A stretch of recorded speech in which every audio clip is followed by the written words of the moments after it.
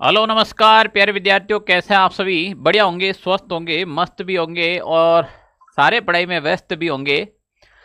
प्यारे विद्यार्थियों, आज की क्लास बड़ी खास और कमाल की रहेगी क्योंकि इसमें राजस्थान इतिहास, राजस्थान ज्योग्राफी और राजस्थान कला संस्कृति के वह महत्वपूर्ण प्रश्न जोड़े गए हैं जो आपके वीडियो पटवार तो हो गया है, राजस्थान सब इंस्पेक्टर हैं, इसके अलावा वाहन चालक हैं, परिचालक हैं या फिर हाईकोर्ट जैसे एग्जाम में, सभी एग्जाम के लिए क्लास बड़ी महत्वपूर्ण रहने वाली है। आप भी एक बार इस सेशन को शेयर कर दीजिएगा, सारे विद्यार्थी क्लास के अंदर जुड़ जाएगा।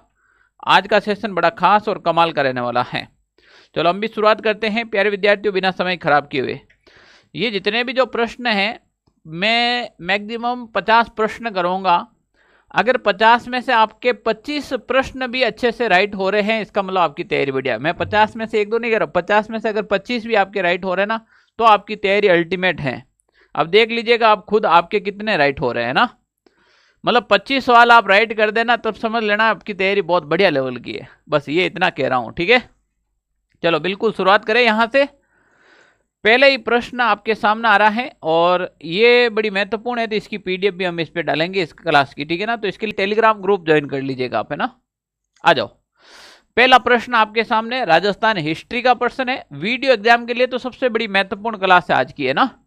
देखो भाई, राव जोधा को जोधपुर का प्रथम प्रतापी शासक किसने बनाया? पहला ही प्रश्न आपके सामने, बड़ा अल्टीमेट प्रश्न है और यहां पर आपको इस प्रश्न का आंसर देना है कि राव जोधा को जोधपुर का प्रथम प्रतापी शासक किसने बताया है? सीवी वेद ने बताया, कर्नल टॉड ने, डॉक्टर गौरीशंकर हीराचंद ओझा ने या फिर अबुल फजल ने? जिसको आ रहा है आंसर देने का प्रयास करें। बढ़िया प्रश्न है तो आंसर भी बढ़िया आना चाहिए, बिना बताइए ना। चलो कितने के आंसर आ रहे हैं वो हम देख रहे हैं, ठीक है ना। बिल्कुल जल्दी से बताओ। देखो भाई, यहां पर प्रतापी शासक तो है राव जोधा। राव जोधा प्रतापी शासक क्यों है पहले तो वो समझो। क्योंकि राव जोधा ने सबसे पहले तो राव जोधा ने जोधपुर शहर की स्थापना की थी। तो जोधपुर शहर किसने बसाया? राव जोधा ने। मेहरानगढ़ दुर्ग का निर्माण, मेहरानगढ़ दुर्ग का निर्माण किसने करवाया? राव जोधा ने करवाया था। बताओ है कि नहीं है? यानी कि पूरा मारवाड़ का जो साम्राज्य है, अपने इधर का जो साम्राज्य है जोधपुर का, साम्राज्य विस्तार किसने किया था? राव जोधा ने क्या नहीं किया? साम्राज्य विस्तार किया था। मेवाड़ और मारवाड़ के बीच में जो आवल बावल संधि हुई थी, आवल बावल संधि है, वो किनके समय हुई थी? राव जोधा के समय हुई थी। तो निश्चित रूप से राव जोधा एक प्रतापी शासक हुए थे मारवाड़ के। पर यहां पर ये पूछ रहा है कि ये प्रतापी शासक कहने वाले कौन थे। आप सभी के आंसर आने लगे हैं, कोई बी दे रहा है, कोई ए दे रहा है, जैसे मन में आया वो उस टाइप से आंसर दे रहा है। सर जी ये सीटी एग्जाम कब होगा? ये आपके 26 के अंदर होगा। तो ये डॉक्टर गौरीशंकर हीराचंद ओझा है, इसका राइट आंसर होने वाला है पहले का सी। अब बताओ ईमानदारी से कितने विद्यार्थी जिनके राइट हुआ है? एक ये प्रश्न कितने विद्यार्थियों के राइट हुआ है? थोड़ा लेवल का पढ़ोगे तो लेवल की सोच रखनी पड़ेगी आपको, है ना। अगला प्रश्न आपके सामने है, सिंगोली का युद्ध किनके मध्य हुआ था? सिंगोली का जो युद्ध है ये किनके मध्य हुआ था? जल्दी से बताना है। सिंगोली का युद्ध, सिंगोली, ये जो सिंगोली जो क्षेत्र है, ये जो सिंगोली क्षेत्र है, ये वर्तमान सिंगोली है वो मध्य प्रदेश के अंदर है। वर्तमान में सिंगोली है वो मध्य प्रदेश यानी कि एमपी का एक क्षेत्र है। यहां पर ये युद्ध हुआ था और ये युद्ध हुआ था आपके लगभग 1336 के आसपास में ये युद्ध हुआ था, सिंगोली का युद्ध। अब बताना है कि सिंगोली का युद्ध हुआ किनके मध्य हुआ था। ऑप्शन ए जेतर सिंह बनाम इल्तुतमिश, बी है रावल रतन सिंह बनाम अलाउद्दीन, कुंभा बनाम मालवा के महमूद खिलजी और राणा हमीर बनाम मोहम्मद बिन तुगलक। जल्दी से आंसर कमेंट कर दीजिएगा। क्या हुआ? देखो भाई आंसर, जब आपकी तैयारी अच्छी है तो आंसर भी अच्छे अच्छे आने चाहिए। अब यहां पर तो जिसको नौकरी लेना वही रुकेगा, क्योंकि हर कोई तो इसका आंसर दे नहीं पाएगा। 1336 के आसपास में मेवाड़ के राणा हमीर और हमीर बनाम मोहम्मद बिन तुगलक, यहां का डी ऑप्शन है वो आपका राइट होगा। यानी कि ये जो सिंगोली का युद्ध हुआ था राणा हमीर और मोहम्मद बिन तुगलक के बीच में हुआ था, इसमें जो विजय हुआ था वो राणा हमीर विजय हुए थे। कौन हुए थे? परिणाम क्या हुआ था? तो परिणाम इसका राणा हमीर हैं वो विजय हुए थे और मोहम्मद बिन तुगलक को उसमें बंदी भी बनाया गया था। ओके, प्रश्न अगला देखो, बिंदुलाल भट्टाचार्य आयोग जांच आयोग में निम्न में से कौन कौन से सदस्य शामिल थे? प्रश्न आपके सामने बहुत ही बढ़िया और अल्टीमेट प्रश्न है। ऐसे प्रश्न का आंसर दो तब तो मजे आए। बिंदुलाल भट्टाचार्य आयोग ने में निम्न में से कौन कौन से सदस्य शामिल थे? ठाकुर अमर सिंह जी, ठाकुर राज सिंह जी, अफजल अली और तख्त सिंह मेहता। जल्दी से आंसर कमेंट कर दीजिएगा जिसको आ रहा है कि जो बिंदुलाल भट्टाचार्य आयोग था इसके अंदर कौन कौन से शामिल थे।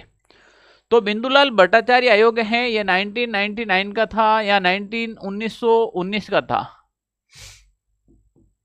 1919 के अंदर ये बिजोलिया किसान आंदोलन से संबंधित था। बिजोलिया किसान आंदोलन, किसानों की जांच के लिए एक बिंदुलाल भट्टाचार्य आयोग बनाया था। इसके अंदर 3 सदस्य हुए थे। एक तो बिंदुलाल भट्टाचार्य खुद हो गया था, ये इसका अध्यक्ष था। इसके अलावा ठाकुर अमर सिंह और अफजल अली, ये 2 इसके अंदर और शामिल थे। एक तो बिंदुलाल भट्टाचार्य खुद था जो आयोग के अध्यक्ष हुए, एक ठाकुर अमर सिंह और अफजल अली, ये 2 थे। यानी कि 1 व 3 किसके अंदर आया है वो देखना है आपको। 1 व 3 आ रहा है बी के अंदर, इसका आंसर होगा वो आपके बी आंसर एकदम राइट होने वाला है। बी आंसर है वो बिल्कुल एकदम राइट होने वाला है। बताओ समझ में आ रहा कि नहीं आ रहा है? ऐसे प्रश्न कितने बढ़िया होंगे जब आप लोग करेंगे। निम्नलिखित कथनों पर विचार कीजिएगा। किशनलाल जोशी ने मार्च 1938 में भिवाड़ी में भरतपुर प्रजामंडल की स्थापना की थी क्या? क्या इसका प्रथम अध्यक्ष गोपीलाल यादव को बनाया गया था? निम्न में से सत्य कथन कौन सा है वो कथन बताना है आपको। प्रजामंडल का एक अच्छा और अल्टीमेट लेवल का प्रश्न है। अब इस प्रश्न का आंसर आपको देना है। क्या किशनलाल जोशी ने, मुझे तो ये पहले ये बताओ, भरतपुर प्रजामंडल की स्थापना कब हुई? जल्दी से कमेंट करके बताओ भरतपुर प्रजामंडल की स्थापना कब हुई? आंसर सबको देना है। एक बार सेशन को शेयर कर दीजिएगा साथ साथ में। भरतपुर प्रजामंडल की स्थापना कब हुई? किसी को आ रहा है तो कमेंट में जरूर कीजिएगा। जल्दी से बताओ। काफी विद्यार्थी सी ऑप्शन दे रहे हैं, काफी विद्यार्थी बी ऑप्शन दे रहे हैं, काफी विद्यार्थी ए ऑप्शन दे रहे हैं। केवल एक, इसका प्रथम अध्यक्ष गोपीलाल यादव। क्या ये बात सही है क्या? बिल्कुल, गोपीलाल यादव तो इनके अध्यक्ष थे ही थे। 1938 1938 1938 1938, ठीक है ना?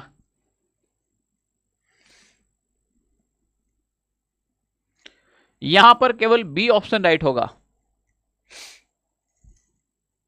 केवल 2।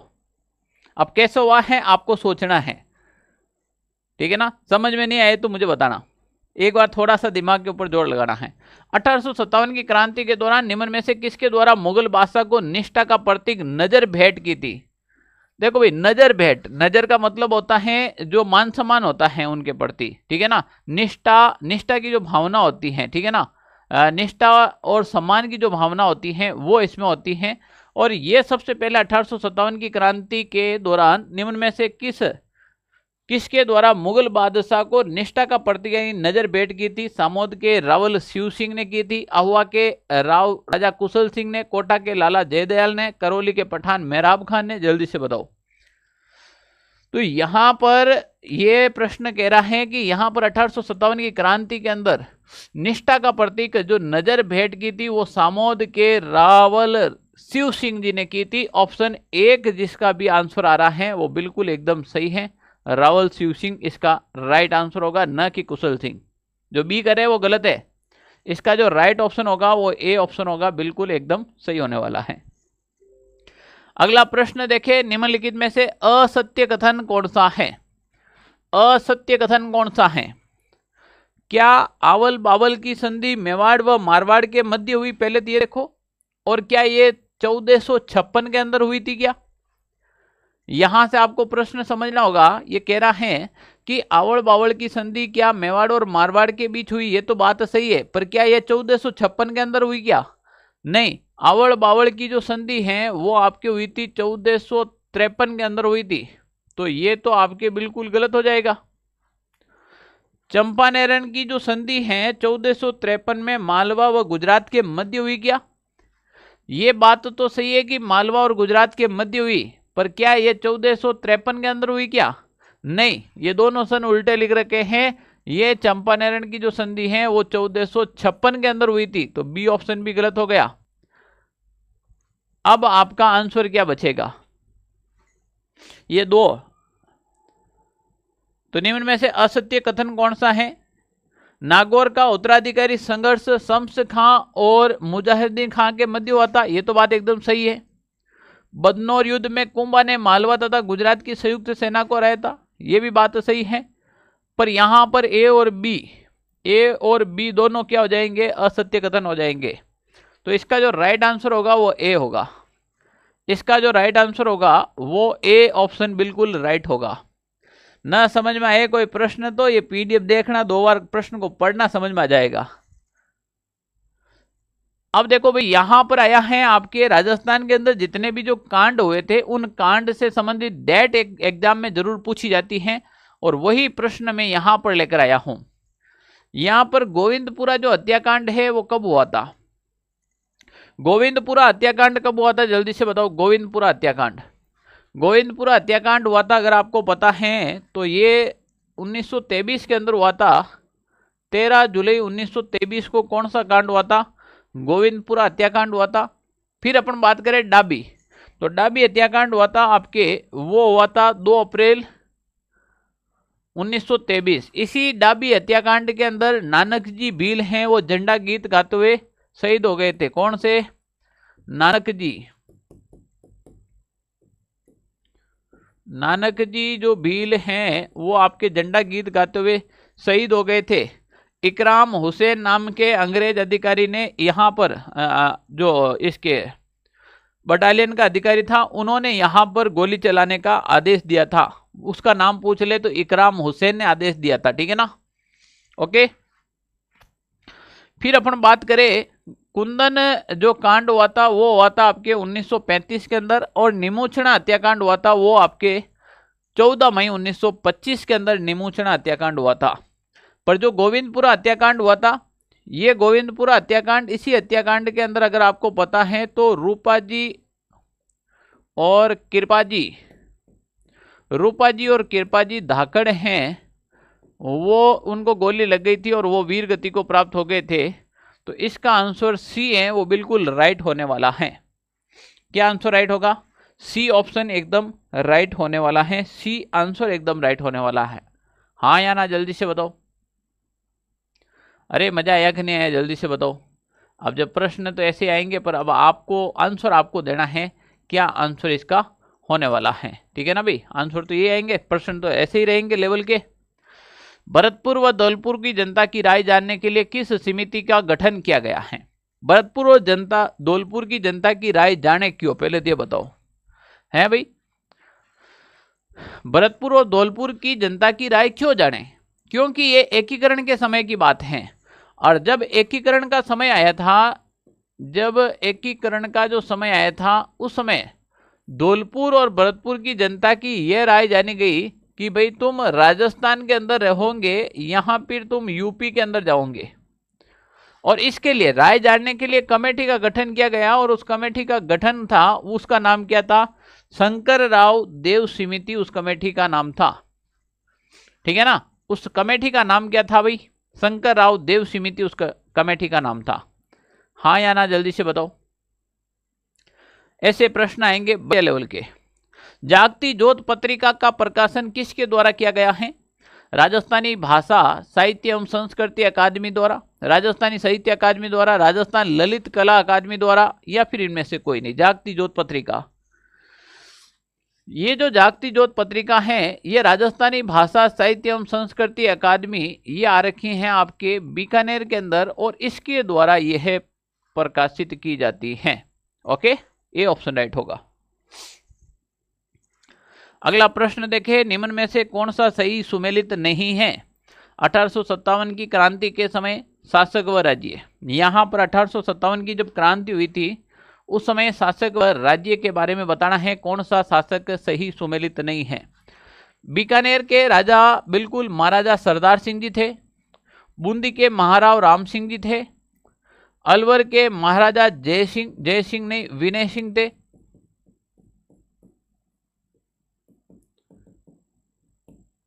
कौन आ जाएंगे? झालावाड़ के राज राणा पृथ्वी सिंह थे। तो यहां पर सी ऑप्शन है वो आपके गलत हो जाएगा।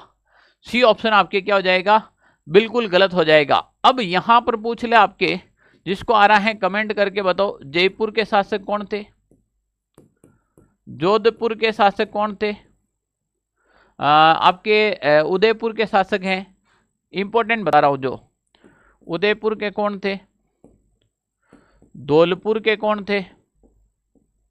सिरोही के कौन थे? ये बात की जा रही है 1857 की क्रांति के समय। तो यहां पर अगर अपन बात करेंगे तो जयपुर के जो शासक हैं वो हो जाएंगे राम सिंह। जोधपुर के शासक हो जाएंगे तख्त सिंह। उदयपुर के शासक हो जाएंगे स्वरूप सिंह। और धौलपुर के शासक हो जाएंगे भगवंत सिंह।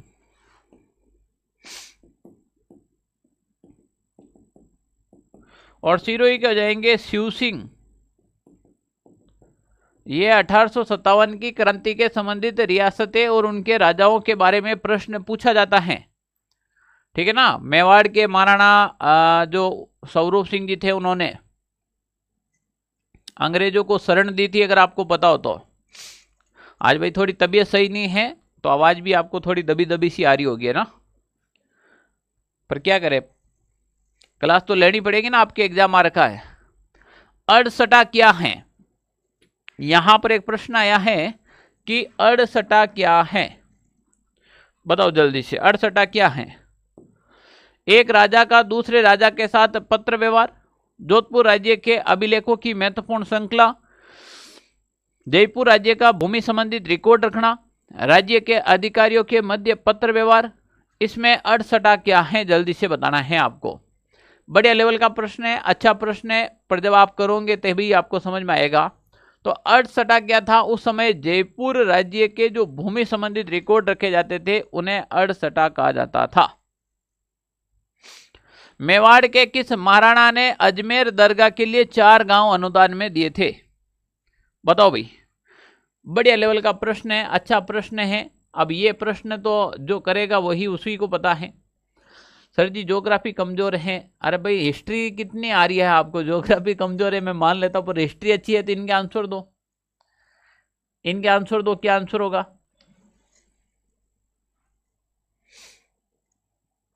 देखो भाई, मेवाड़ के किस महाराणा ने अजमेर दरगाह के लिए 4 गांव अनुदान में दिए थे, और वो भी ख्वाजा मोइनुद्दीन चिश्ती को दिए थे। ख्वाजा मोइनुद्दीन चिश्ती की दरगाह के लिए 4 गांव भेंट दिए थे, वो दिए थे मेवाड़ के महाराणा जगत सिंह जी ने दिए थे। तो यहां पर आपके बी ऑप्शन सही होगा। आज तो सर तुका भी सही नहीं बैठ रहा है, कहते ना जिस दिन दिन सही नहीं होता उस दिन तुका भी सही नहीं बैठता है। तो जगत सिंह द्वितीय ने दिए थे। आया मजा? ये तो थे आपके हिस्ट्री के। चलो कुछ राजस्थान ज्योग्राफी के प्रश्न करते हैं। सोच समझ कर प्रश्न करना, आंसर अच्छे से दे पाओ। निम्नलिखित कथनों पर विचार कीजिएगा। अरावली मरुस्थल के पूर्वी विस्तार को रोकता है। क्या अरावली है वो मरुस्थल के पूर्वी विस्तार को रोकता है क्या? हाँ या ना जवाब दो। यहां पर नीचे दिए गए कूट की सहायता से सही उत्तर का चयन करना है। अरावली क्षेत्र खनिजों में समृद्ध है। राजस्थान में वर्षा का वितरण प्रारूप अरावली से प्रभावित होता है। राजस्थान की अनेक नदियों का उद्गम स्थल अरावली है। अब आपको बताना है इसका राइट आंसर क्या होने वाला है। तो प्यारे विद्यार्थियों, ये अरावली मरुस्थल के पूर्वी विस्तार को रोकती है, बात एकदम सही है। अरावली में बहुत प्रकार के खनिज पाए जाते हैं, ये भी बात सही है। अरावली को राजस्थान की जल विभाजक रेखा और वर्षा को प्रभावित करती है, क्योंकि पूर्व में ज़्यादा, पश्चिम में बारिश कम होती है। राजस्थान की अनेक नदियों का उद्गम अरावली से होता है, ये भी बात सही है। तो इसका मतलब इसका ऑप्शन चारों के चारों सही है। ए ऑप्शन इसका राइट हो जाएगा। ए नंबर ऑप्शन है इसका बिल्कुल राइट हो जाएगा। देवगढ़ राजसमंद के समीप निर्जन पहाड़ियों को कहा जाता है। ये पूछ रहा है कि देवगढ़ राजसमंद है और राजसमंद के समीप निर्जन पहाड़ियां यानी कि बची कुची जो पहाड़ियां हैं वो टूटी फूटी कुछ इस प्रकार की जो पहाड़ियां हैं ऐसे, उन पहाड़ियों को किस नाम से जाना जाता है? इन पहाड़ियों को किस नाम से जाना जाता है? देवगढ़ राजसमंद के पास में क्या पिंडमांड का पठार है, भाकर, मोड़ा पहाड़, मेरवाड़ा पहाड़िया? बताओ भाई, बताओ जल्दी से आंसर बताओ और सेशन को शेयर भी कर दो। बहुत कम बच्चे हैं आज लाइव, जबकि इतने अल्टीमेट प्रश्न है, ठीक है ना। तो देवगढ़ के पास का जो पठार है वो पिंडमांड का पठार कहलाता है। कौन सा पठार कहलाता है भाई? पिंडमांड का पठार कहलाता है। अगला है निम्नलिखित कथनों पर विचार कीजिएगा। अब कर लो भाई विचार। राजस्थान में सिरोही जिला सर्वाधिक आर्द्रता वाला जिला है क्या? क्या राजस्थान का सिरोही जिला सर्वाधिक आर्द्रता वाला जिला है? राजस्थान में सबसे गर्म स्थान जोधपुर है। राजस्थान में न्यूनतम वाष्पोत्सर्जन दर वाला जिला डूंगरपुर है। राजस्थान में सर्वाधिक वार्षिक तापांतर वाला जिला क्या चूरू है? जल्दी से बताना है। दैनिक तापांतर तो जैसलमेर का हो जाएगा, पर वार्षिक तापांतर तो कहां का होगा? चूरू का होगा। ये बात भी सही है। न्यूनतम यानी कि सबसे कम वाष्पोत्सर्जन दर कहां की है? वो जिला डूंगरपुर। ये भी बात सही है। यानी कि 3 और 4 तो सही है। राजस्थान में सबसे गर्म स्थान जोधपुर नहीं है, गर्म स्थान पूछ लिया है। गर्म स्थान राजस्थान का फलोदी है। दूसरा, राजस्थान में सिरोही जिला सर्वाधिक आर्द्र वाला जिला है क्या? सर्वाधिक आर्द्र जिला राजस्थान के अंदर झालावाड़ जिला मिलेगा। कौन सा मिलेगा? झालावाड़ मिलेगा। तो यहां पर ए और 2 तो गलत हो गए हैं और यहां पर पूछ रहा है सत्य कथन है। तो सत्य कथन आपका क्या हो जाएगा इसके अंदर? सत्य कथन हो जाएगा इसके अंदर। जल्दी से बताओ क्या सत्य कथन होगा? तो यहां पर आपका जो सत्य कथन है वो बिल्कुल 3 व 4 रहेगा। इसका मतलब सी ऑप्शन है वो बिल्कुल आपके राइट रहने वाला है। बताओ मजा आया कि नहीं आया? ठीक है ना। ऐसे प्रश्न आएंगे तो मजा आएगा, करने में भी मजा आएगा। राजस्थान में चौथखा बरवाड़ा तथा गुड़ा किशोरदासपुरा ये क्षेत्र खनिज के लिए प्रसिद्ध हैं। ये 2 क्षेत्र हैं राजस्थान के अंदर। ये किस खनिज के लिए प्रसिद्ध है? गुड़ा किशोरदासपुरा, चौथखा बरवाड़ा। क्या ये तांबा के लिए जाना जाता है या फिर सीसा जस्ता, लोहा या फिर सोना? तो राजस्थान के ये जो क्षेत्र हैं वो सीसा जस्ता के लिए जाना जाता है। चौथखा बरवाड़ा राजस्थान के अंदर सवाई माधोपुर जिले के अंदर है। ठीक है। अगला प्रश्न है निम्नलिखित कथनों पर विचार कीजिएगा। अब विचार ही कर सकते हैं, उत्तर तो आ नहीं रहा है। क्या आ रहा है? अगर उत्तर नहीं आ रहा तो विचार ही करेंगे। अब विचार करना है। क्या करना है? यहां पर सत्य कथन बताने हैं आपको। पवन ऊर्जा की स्थापित क्षमता की दृष्टि से राजस्थान देश में प्रथम स्थान पर है। क्या है? क्या प्रथम स्थान पर? बताओ।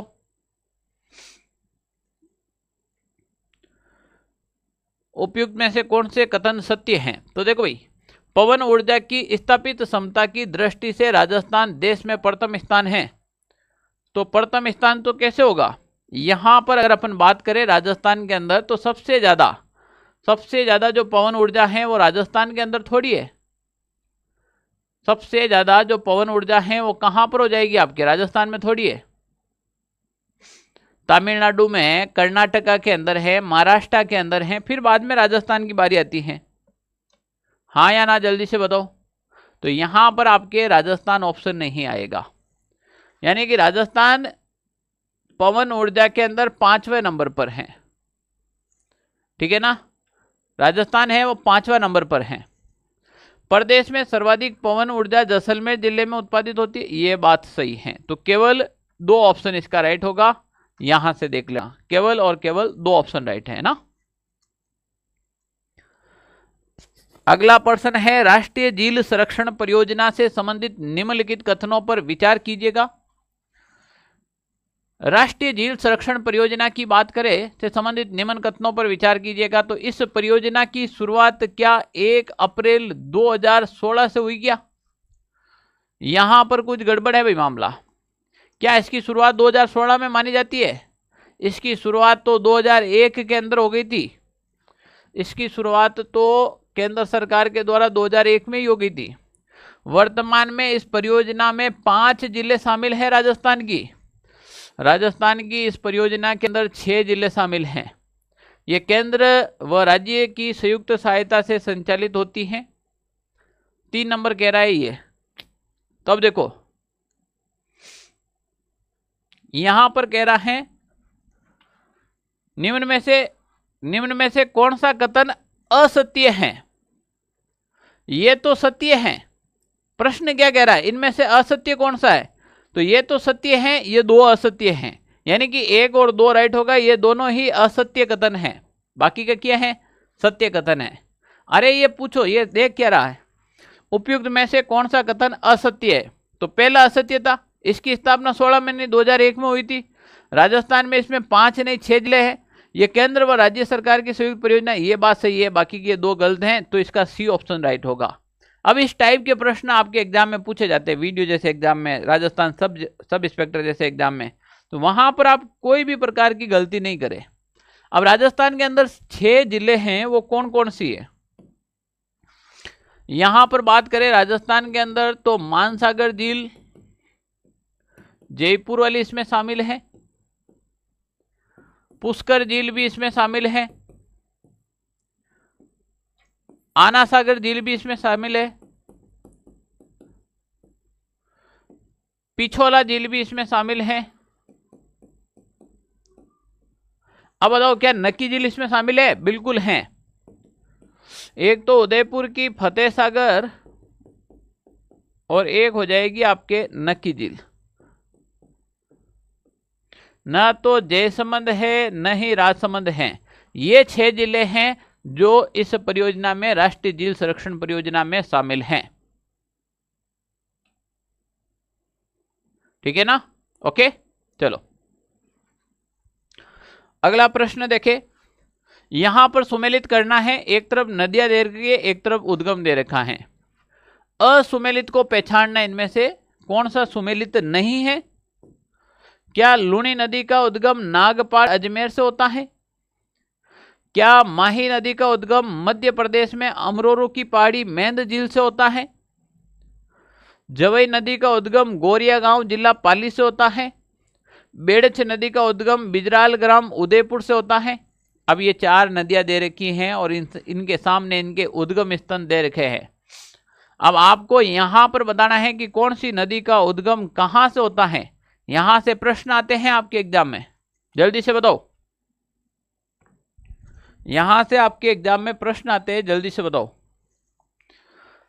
अब बताओ भाई, बेड़छ नदी का उद्गम क्या बिजराल ग्राम उदयपुर से होता है क्या? नहीं, बेड़छ नदी का उद्गम तो होता है गोगुंदा। अरे कौन सा गुंदा?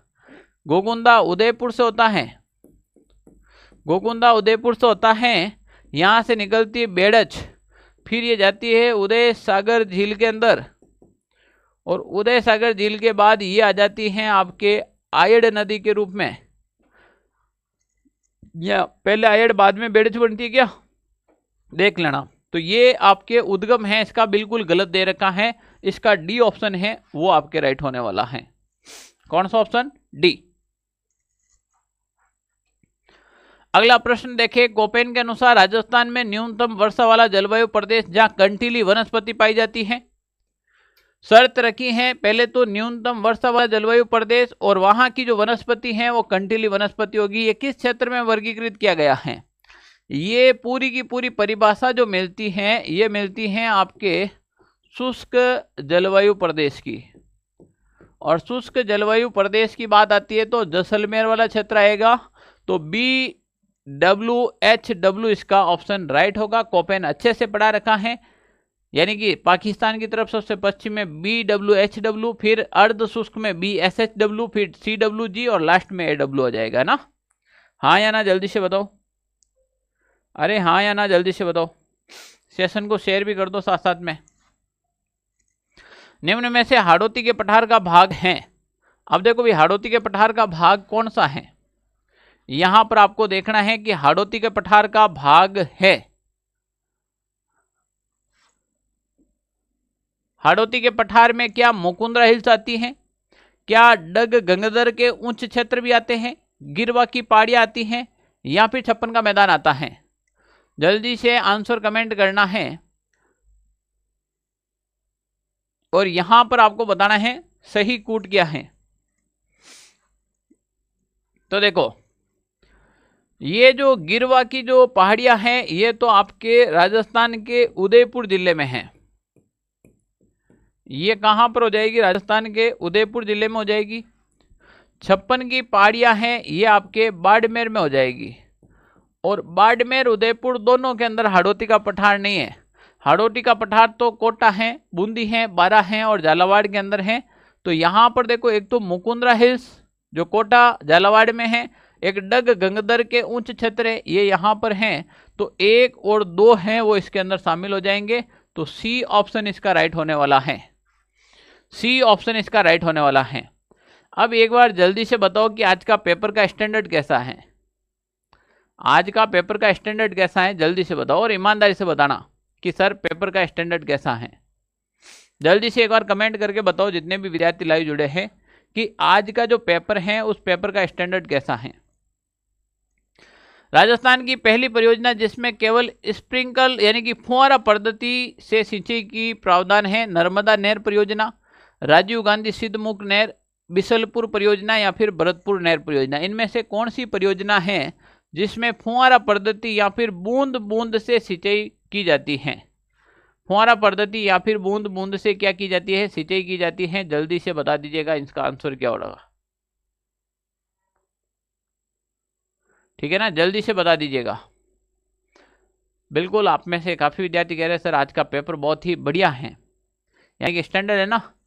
चलो, नर्मदा नहर परियोजना हो जाएगी।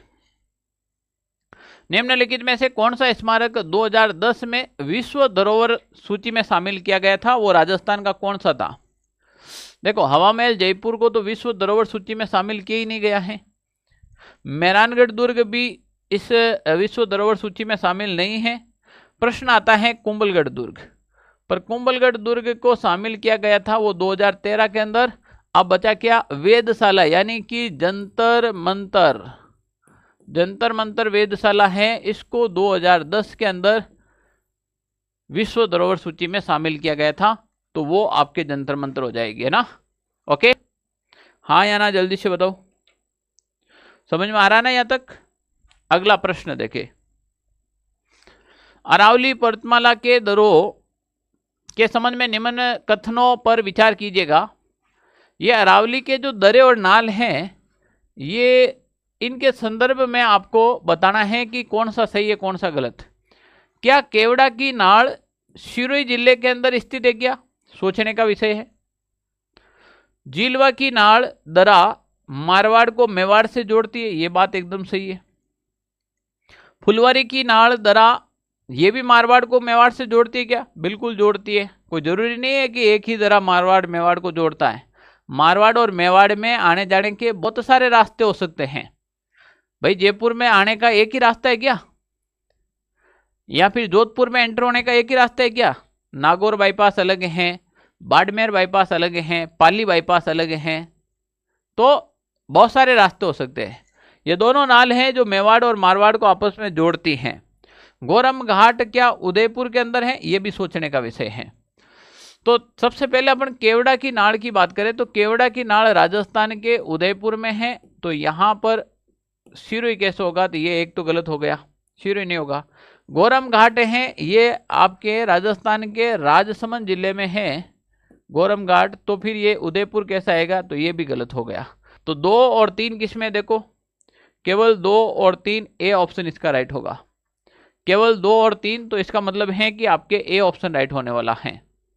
ओके, क्लियर ना।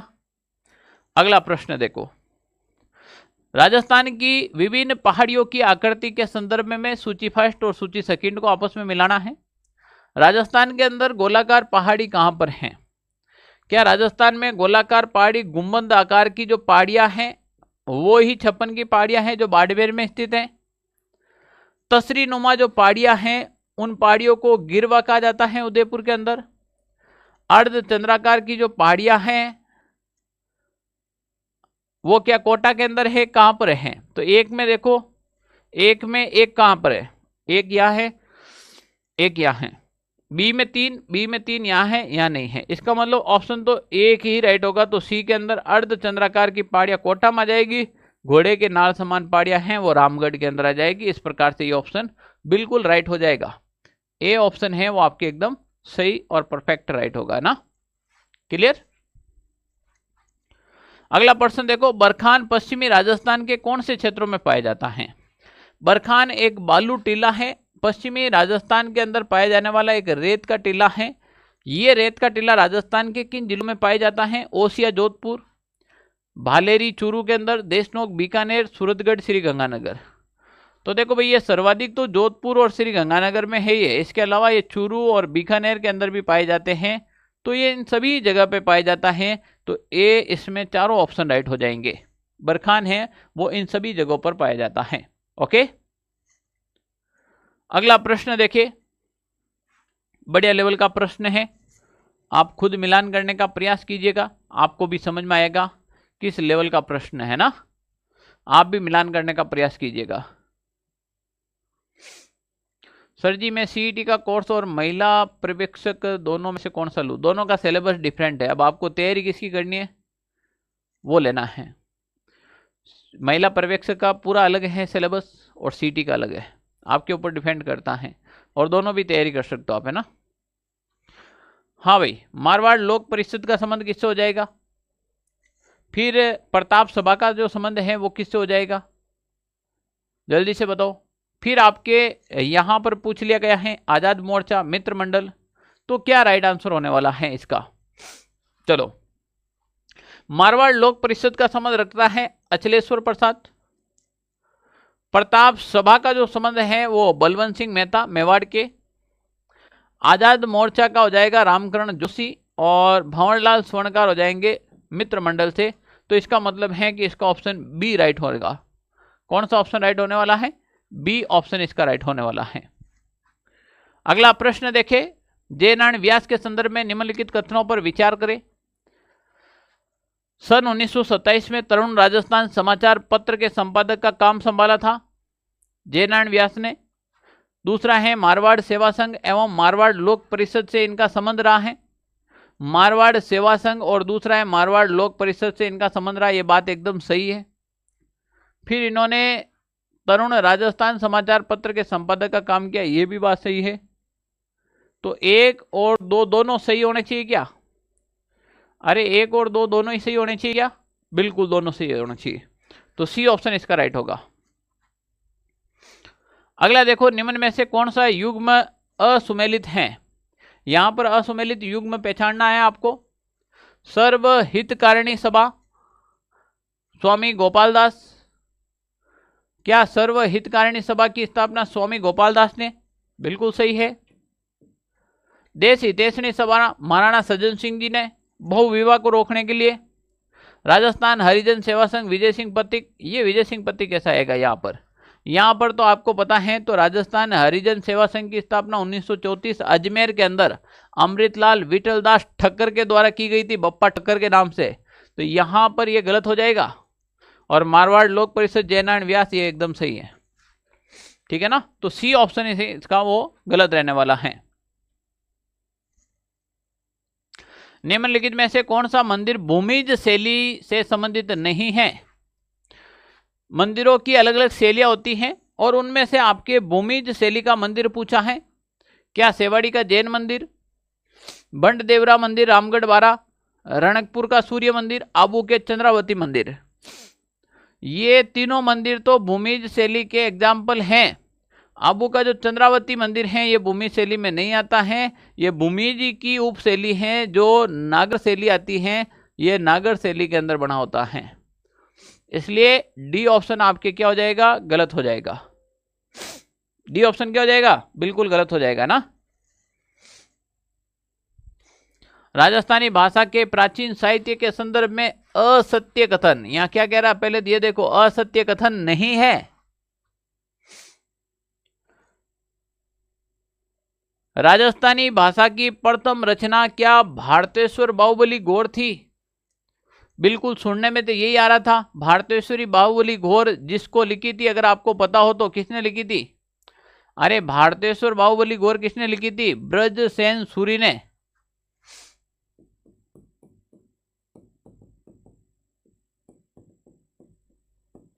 दूसरा है, राजस्थानी भाषा का प्रथम नाटक केसर विलास था। बिल्कुल ये भी सही है, शिवचंद्र भड़तरिया ने लिखा था। राजस्थानी भाषा की प्रथम कहानी विश्रांत प्रवास, ये भी सही है, और ये भी शिवचंद्र भड़तरिया ने लिखा था। तो ये तीनों ही सही है, तो इसका मतलब उपयुक्त तो सभी सही हो जाएंगे, असत्य इनमें से कोई भी नहीं है, सारे के सारे क्या हो जाएंगे? सत्य कथन हो जाएंगे। ओके, निम्न में से कौन सा कथन सही नहीं है? सही नहीं है वो देखना। देवगढ़ चित्रशैली के भित्ति चित्र अजारा की ओवरी तथा मोती महल में दर्शाए गए। बिल्कुल सही है, अजारा की ओवरी देवगढ़ चित्रशैली, मोती महल देवगढ़ चित्रशैली, एकदम सही है। मारवाड़ शैली के अंतर्गत बीकानेर शैली का प्रादुर्भाव 16वीं शताब्दी के अंत से माना जाता है। बिल्कुल, मारवाड़ के अंदर बीकानेर आता है और 16वीं के आसपास में इसका हुआ था। उनियारा एवं शेखावटी चित्रशैली ढूंढाड़ स्कूल की शाखाएं हैं, ये भी बात सही है, उनियारा और इसमें आती हैं। चंद्र कंवरी बात मिर्गावती रास कृतियां मेवाड़ शैली से संबंधित है क्या? गुरुजी कटु लेना आए थे प्रश्न, बहुत बढ़िया लेवल का प्रश्न है ये जो चंद्र कंवरी की बात और मिर्गावती रास हैं, ये मारवाड़ से संबंधित हैं, मारवाड़ चित्रशैली से संबंधित हैं। कौन सी चित्रशैली? मारवाड़ चित्रशैली से संबंधित है, तो डी ऑप्शन यहां पर आपका गलत हो जाएगा। कौन सा ऑप्शन गलत होगा भाई? बिल्कुल डी ऑप्शन आपका यहां पर क्या हो जाएगा? गलत हो जाएगा ना। अगला प्रश्न है, मशक के जादूगर किसे कहते हैं? मशक के जादूगर किसे कहते हैं? मशक एक प्रकार का सुशीर वाद्य यंत्र है। मशक एक प्रकार का सुशीर वाद्य यंत्र है, और मशक का जादूगर गोपाल दास, श्रवण कुमार, ठाकुर भिकम सिंह या फिर किशन महाराज को जल्दी से बता दीजिएगा। मशक का जादूगर किसे कहा जाता है? मशक का जादूगर कहा जाता है श्रवण कुमार को। किसको कहते हैं भाई? श्रवण कुमार को कहते हैं। बी ऑप्शन इसका एकदम राइट और सही होगा, है ना, बी। यहां पर वाद्य यंत्र और उनसे बजाने वाले संबंधित कलाकारों के नाम दे रखे हैं, और आपको यहां से बताना है कौन सा कलाकार का संबंध किस वाद्य यंत्र से है। यहां पर अपन बात करें बपंग, बपंग का हो जाएगा जहूर खां मेवाती, नड़ का हो जाएगा कर्णा भील, अलगोजा का हो जाएगा रामनाथ चौधरी, और खड़ताल का हो जाएगा सदीक खां। तो एक के अंदर दो यहां पर हैं, यहां पर हैं, दो में तीन, तीन में चार, फिर एक। सी ऑप्शन इसका राइट होने वाला है। जिन भी विद्यार्थियों ने सी ऑप्शन दिया है वो एकदम राइट हैं। सी ऑप्शन वाले बिल्कुल एकदम राइट होने वाले हैं, ठीक है ना। ओके, हाँ या ना जल्दी से बताओ। चलो अगला प्रश्न है, राजस्थानी साहित्य की शब्दावली के संदर्भ में असुमेलित युग्म है। रासो, रासो कब लिखा जाता है? राजाओं की प्रशंसा में लिखी ऐतिहासिक जो ग्रंथ हैं, क्या वो रासो कहलाता है क्या? किसी भी राजा, पर्टिकुलर किसी राजा की प्रशंसा में लिखा गया कोई भी चीज है, उनकी वीरता का बखान लिखा गया, तो वो रासो कहलाएगा। ख्यात, ये प्रशंसनीय रचना होती है, प्रशंसनीय रचना होती है जिसमें विस्तृत इतिहास का वर्णन होता है। ख्यात जैसे मनोत नैणसीरी ख्यात, जैसे दयाल दासरी ख्यात। बात तो सही है। वात, संक्षिप्त इतिहास का वर्णन मिलता है वात में, जैसे पाबूजी राठौड़ी वात, तो ये भी बात सही है। दवावेद, किसी शासक की युद्ध उपलब्धियों का वर्णन मिलता है। दवावेद में केवल युद्ध का वर्णन नहीं मिलता है, दवावेद में तो आपको उस राजा के बारे में, उस राजा की प्रशंसा भी लिखी जाती है, उस राजा की वीरता भी लिखी जाती है, उस राजा के युद्ध के बारे में भी लिखा जाता है, राज्य वैभव के बारे में भी लिखा जाता है। तो बहुत सारी चीजें लिखी जाती हैं, इसीलिए द्वावेत ऑप्शन नहीं होगा, डी ऑप्शन है ना। ओके, अगला प्रश्न देखें, निम्नलिखित युग्मों पर विचार कीजिएगा और यहां पर असुमेलित कौन सा है उसका जवाब दीजिएगा। चूंदी तीर्थ मेला भाद्रपद शुक्ल चतुर्थी, जब ये गणेश चतुर्थी का मेला आयोजित होता है इसी दिन चूंदी तीर्थ का मेला आयोजित होता है।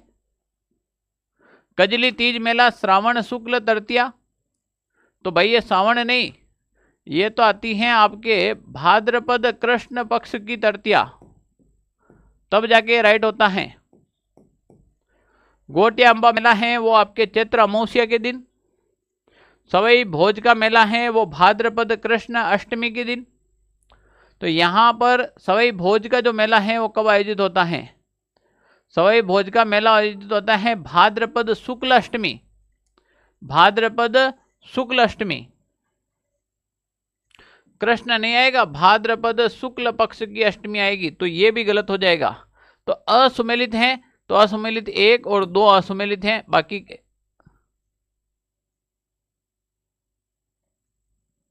2 और 4 एक कहाँ आएगा? 2 और 4 असुमेलित हैं, 2 और 4 किसमें? बी के अंदर। तो इसका राइट ऑप्शन होगा वो बी ऑप्शन, बिल्कुल राइट हो जाएगा। ठीक है ना, इसका बी ऑप्शन है वो बिल्कुल राइट आ जाए। अब देखो एक बच्चा कह रहा ओ मैं तो उल्टा बता रहा हूं, तो यही तो कह रहा हूं, एग्जाम के अंदर ऐसे प्रश्न आ रखे हैं, वहां से आपको समझना बहुत जरूरी है। समझोगे नहीं तो आप PYQ लेके कब तक बैठोगे? ठीक है ना। अब तो मुझे तो बड़े एग्जाम के अंदर ऐसे थोड़ी आएंगे। आज तो क्वेश्चन ने औकात दिखा दी, यार औकात नहीं दिखाई, प्रश्न अच्छे लेवल के हैं। इस टाइप के प्रश्नों की तैयारी करनी चाहिए अब आपको। 1 लाइनर एग्जाम अब खत्म हो गए आपके। पटेलिया, बिछिया एवं लालर प्रमुख लोकगीत हैं। कालबेलिया के, आदिवासियों के, जाट जाति के, चारण जाति के। तो पटेलिया, बिछिया एवं लालर, ये पहली बात तो ये लोकगीत हैं और ये भी आदिवासी क्षेत्र में गाए जाते हैं। कौन से क्षेत्र में गाए जाते हैं? आदिवासी क्षेत्र में गाए जाते हैं। ठीक है। गुलाम अली किस संगीत घराने से संबंध रखते हैं? गुलाम अली के बारे में पूछा गया है और वो भी ये पूछा गया है कि वो किस संगीत घराने से संबंध रखते हैं। डागर घराना, पटियाला घराना, अहलादिया घराना, आगरा घराना। तो ये पटियाला घराना से संबंध रखते हैं गुलाम अली। गुलाम अली का संबंध किस घराने से हो जाएगा? बिल्कुल पटियाला घराने से संबंध में हो जाएगा। हाँ या ना, जल्दी से बताओ। ओके, अगला देखो, निम्न कथनों पर विचार कीजिएगा। क्या ढोल जालोर का प्रसिद्ध नृत्य है? अरे ढोल जालोर का ही है ना प्रसिद्ध नृत्य। हाँ या ना, जल्दी से बताओ। जयनारायण व्यास द्वारा ढोल नृत्य को प्रोत्साहन दिया गया, ये भी बात सही है। तो यहां पर दोनों बात सही है, तो 1 और 2 दोनों ही सत्य हो जाएंगे। इस टाइप के भी प्रश्न पूछे जाएंगे। ठीक है ना। गोमा मीणा, कालू कीर, कान गुजरी, मियावड़ व नहार आदि संबंधित हैं। ये सभी जो नाम दे रखे हैं ये नाम किनके हैं? क्या गौरी के वे पात्र जो नृत्य में निपुण हैं? छोटी नाटिकाएं जिनका मंचन गौरी उत्सव में किया जाता है। गौरी उत्सव के वे पात्र जो वाद्य यंत्र बजाते हैं। गौरी नृत्य के प्रमुख वाद्य यंत्र हैं। अब बताओ भाई क्या ऑप्शन इसका आप राइट करोगे? इस टाइप के अल्टीमेट प्रश्न आपके एग्जाम आ जाएंगे तो क्या करोगे आप? यहां पर देखिए, ये छोटी नाटिकाएं हैं जिनका मंचन गौरी उत्सव में किया जाता है। गोमा मीणा, कालू कीर, कान गुजरी, ये छोटी छोटी कहानियां हैं। इन कहानियों को आधार बनाकर गौरी नृत्य किया जाता है, क्योंकि गौरी नृत्य सबसे लंबा चलता है, 40 दिनों तक चलता है। कितने दिनों तक? 40 दिनों तक राजस्थान के अंदर गौरी नृत्य चलता है। तो ये एक बड़ा और लंबा चलने वाला नृत्य है। अगला प्रश्न देखिए, ढूंढाड़ी बोली के संदर्भ में असत्य कथन है। असत्य कथन कौन सा है? इस बोली का सर्वप्रथम उल्लेख 8 देश गुजरी नामक पुस्तक से मिलता है। क्या ये बात सही है क्या? बिल्कुल ये बात सही है। इस पुस्तक, इस बोली का सर्वप्रथम उल्लेख 8 देशरी गुजरी नामक पुस्तक से मिलता है। इस बोली को झाड़साई भी कहा जाता है। बिल्कुल, यहाँ पर झाड़साई इनका झंडा था। आमेर का झंडा झाड़साई था। यहाँ पर जो इनके झंडे के ऊपर पहले झाड़ बना हुआ था, फिर पंचरंगा हुआ था। तो यहाँ पर मुद्राएं भी झाड़साई हुई, यहाँ की बोली भी झाड़साई हुई। इस बोली में हिंदी का मिश्रण सदुकड़ी कहलाता है। बिल्कुल सदुकड़ी, क्योंकि यह साधु संतों की भाषा है। जनसंख्या की दृष्टि से ये दूसरी सबसे बड़ी बोली है, नहीं दूसरी नहीं, जनसंख्या की दृष्टि से राजस्थान की पहली बोली ये है। सर्वाधिक बोली जाने वाली बोली राजस्थान के अंदर जनसंख्या की दृष्टि से देखे तो आपके ये ढूंढाड़ी हो जाएगी। जबकि क्षेत्रफल के आधार पर देखे तो मारवाड़ी पहली बोली हो जाएगी राजस्थान के अंदर, जो सबसे ज़्यादा क्षेत्र में बोली जाती हैं। पर जनसंख्या के हिसाब से देखे तो ये दूसरी हो जाएगी, और जनसंख्या के हिसाब से दूसरी पूछे तो मारवाड़ी हो जाएगी, और क्षेत्रफल के आधार पर दूसरी पूछे तो हाड़ौती हो जाएगी। कौन सी हो जाएगी? हाड़ौती हो जाएगी। तो यहां पर डी ऑप्शन आपका गलत हो जाएगा। अब देखो कितना अल्टीमेट और कितना अंदर से प्रश्न आ रहा है, ठीक है ना। फेस्टिवल कैसे याद करें सर? वो 5 मिनट का काम है फेस्टिवल। फेस्टिवल की एक क्लास लेके आऊंगा, उसके अंदर जुड़ जाना, याद हो जाएगा। आप तो बस कंटिन्यू क्लास से देखते रहो, याद करवाने की जवाबदारी हमारी है। ये कह रहा है कि हनु ओकार तोप कहाँ पर है, शंभुबाण तोप कहाँ पर है, गर्भ गुंजन तोप कहाँ पर है, जयबाण। ये एशिया की सबसे बड़ी बांध है जयबाण, ये तो सही है। असुमेलित को पहचानना है। गर्भ गुंजन तोप भी तारागढ़ के अंदर है। शंभुबाण दुर्ग है, तोप है मेहरानगढ़ में। हनु ओकार तोप है, ये आपके धौलपुर के अंदर है, बाला किला में नहीं है, बाला तलवर में हो जाएगा। ये धौलपुर के अंदर है। शेरगढ़ दुर्ग धौलपुर के अंदर यहाँ पर है।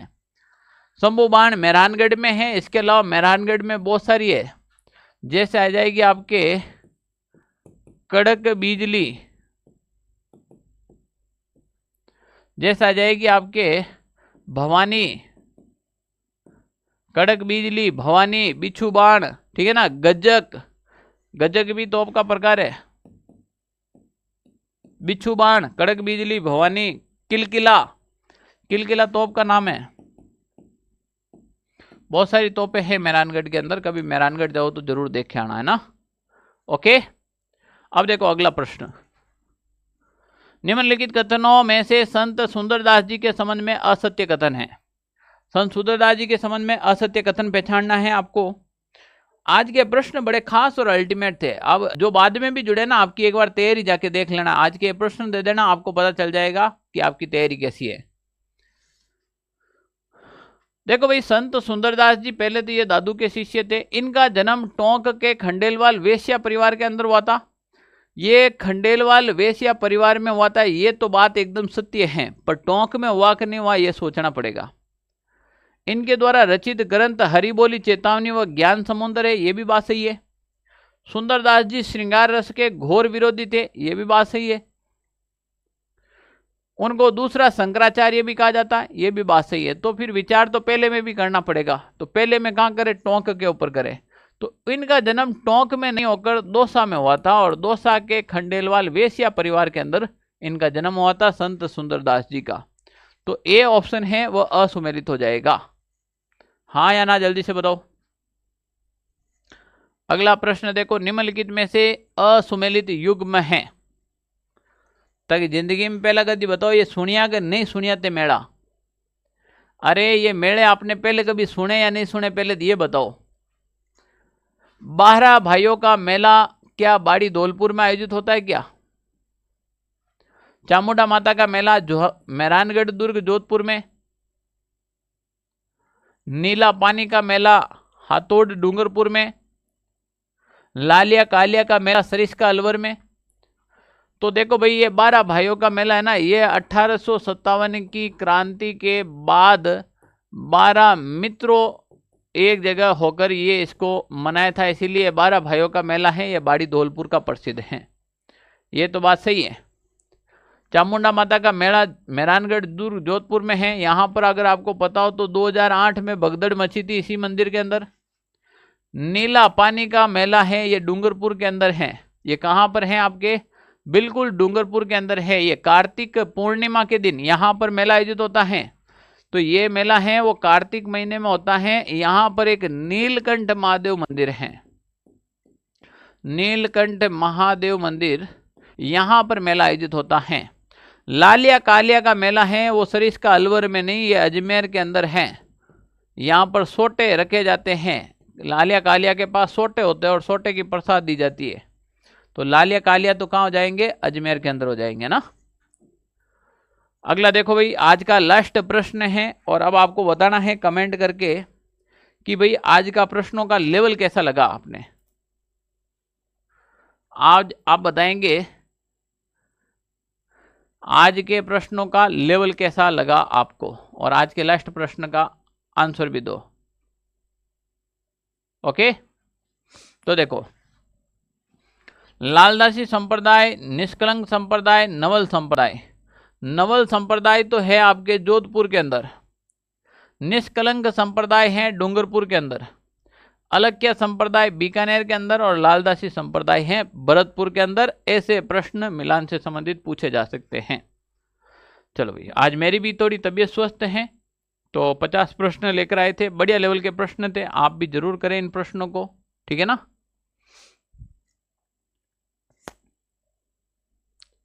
बिल्कुल। इसके अलावा देखो सर जी राम राम, L2 का कोर्स कितने में मिलेगा प्लीज बताओ। L2 का कोई भी कोर्स नहीं है, यूट्यूब पे बिल्कुल फ्री पढ़ा रहे हैं। 2.0 के ऊपर जाकर देखो, जो भी रीट की तैयारी कर रहे हैं, अभी वहां पर क्लास हुई थी आपके शैक्षिक परिदर्शी की, तो उनको हम बिल्कुल फ्री पढ़ा रहे हैं, ठीक है ना। रीट L1 की क्लास ऐप पर भी फ्री है क्या सर। ऐप पर नहीं है, यूट्यूब के ऊपर है, 2.0 के ऊपर है ना, 2.0 के ऊपर है।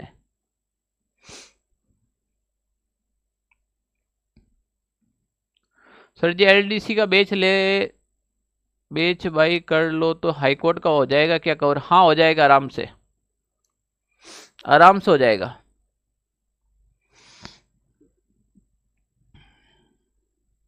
ओके, और किसी का कोई प्रश्न है क्या। ठीक है, लगभग सभी के यही प्रश्न आ रहे हैं ना। तो आज के प्रश्न कैसे लगे भाई आपको, जल्दी से कमेंट करके भी बता दो। मजा आ रहा है ना। तो मिलते हैं कल एक नई क्लास के अंदर, ठीक है ना। ओके, बिल्कुल। अब सभी के आंसर तो मैं नहीं दे पा रहा हूं, ठीक है ना। चलो, और भी कोई आपके प्रश्न हो तो कर देना आप कमेंट में ना।